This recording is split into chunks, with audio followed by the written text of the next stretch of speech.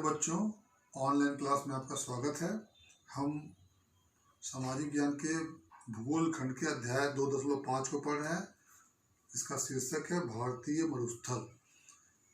हम यहाँ पर देखते हैं कि जो मरुस्थलीय क्षेत्र होता है वहाँ पर जीवन बड़ा जटिल और कठिन होता है और यहाँ पर पर्यावरण उनके अनुकूल नहीं होता, लेकिन इसके बाद भी यहाँ के लोग काफ़ी परिश्रम करते हैं और अब विपरीत परिस्थिति में भी अपने आर्थिक स्थिति को सुदृढ़ बनाने का कार्य करते हैं।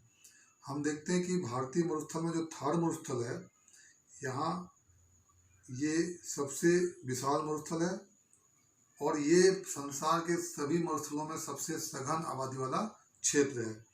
थार मरुस्थल में कई पारंपरिक उद्योग विकसित हैं, जैसे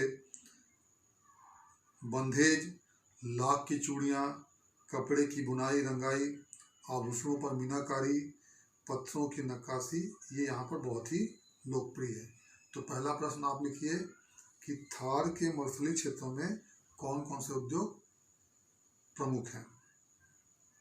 इसके अलावा यहाँ के लोग कृषि और पशुपालन करते हैं और यहाँ पर जो थार का मरुस्थलीय क्षेत्र है, ये संसार का सबसे बड़ा ऊन उत्पादक क्षेत्र है।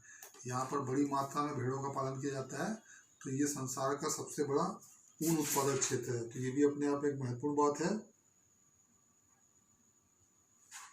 अब हम देखते हैं कि यहाँ पर वर्षा बहुत कम होती है, 25 सेंटीमीटर के आसपास होती है और यहाँ पर जो पेड़ पौधे हैं वो बहुत कम पाए जाते हैं। यहाँ पर जंगलों का विस्तार नहीं है।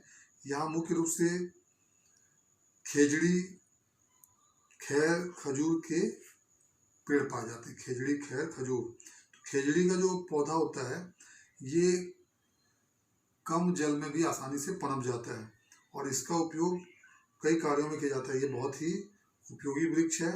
इसका उपयोग मरुस्थल के फैलाव को रोकने में, फर्नीचर के निर्माण में और तने की छाल को औषधीय रूप में प्रयोग किया जाता है। तो यहाँ प्रमुख जो वृक्ष हैं उसमें खेजड़ी, रोहिणा, खैर, खजूर प्रमुख हैं। तो अगला प्रश्न लिख लीजिए कि राजस्थान में प्रमुख रूप से कौन कौन से वृक्ष पाए जाते हैं। अब है राजस्थान नहर। राजस्थान में वर्षा बहुत कम होती है और कृषि के लिए जल की आवश्यकता पड़ती है, इसलिए राजस्थान में एक नहर का निर्माण किया गया है जो सन 1899 में शुरू किया गया था और ये जाकर 1985 में इस नहर का कार्य पूरा हुआ और इसको नाम दिया गया इंदिरा गांधी नहर, जिससे राजस्थान, हरियाणा और पंजाब के क्षेत्र में सिंचाई होती है। इसके अलावा राजस्थान में कई खनिज पाए जाते हैं, जिनमें मुख्य रूप से इल्मेनाइट, चूना पत्थर, जिप्सम, ग्रेनाइट, खनिज तेल एवं प्राकृतिक गैस। तो खनिज तेल और प्राकृतिक गैस के मिलने से राजस्थान की आर्थिक स्थिति में काफ़ी तेजी से सुधार हुआ है। अब यहाँ हम देखते हैं थार मरुस्थल का एक गांव। थार मरुस्थल के एक गांव में जहाँ की जो आबादी है वो अन्य क्षेत्रों से, जो मरुस्थलीय क्षेत्र में जो गांव बसे हुए हैं, अन्य क्षेत्रों से ये बड़ी है और यहाँ पर जो अलग अलग जाति से संबंधित लोग हैं वो 15 अलग अलग मोहल्लों या टोलियों में रहते हैं। यहाँ के लोग जल को संरक्षित करने के लिए कई उपाय करते हैं।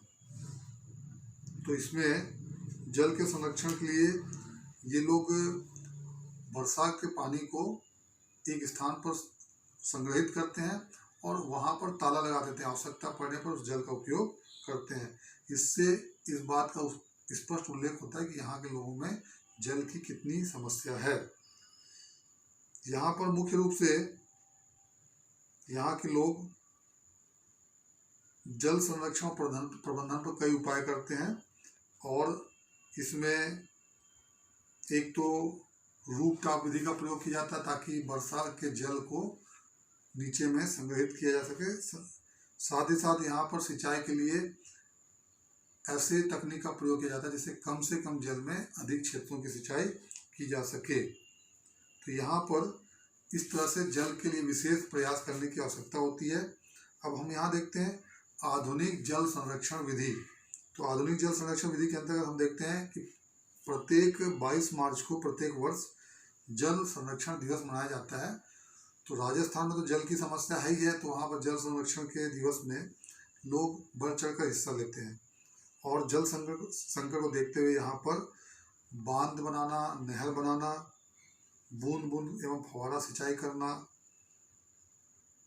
दूषित जल को साफ कर पुनः उपयोग लायक बनाना और जन जागरूकता फैलाना यहाँ पर प्रमुख उपाय हैं।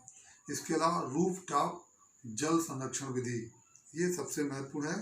रूफ टॉप जल संरक्षण विधि के अंतर्गत जो वर्षा जल है उसको नीचे टैंक बनाकर संचित किया जाता है। छत में जो वर्षा जल एक जगह एकत्रित होता है तो नीचे उसे पाइप के द्वारा नीचे के टैंक में पहुंचाया जाता है और वहां पर संग्रहित किया जाता है।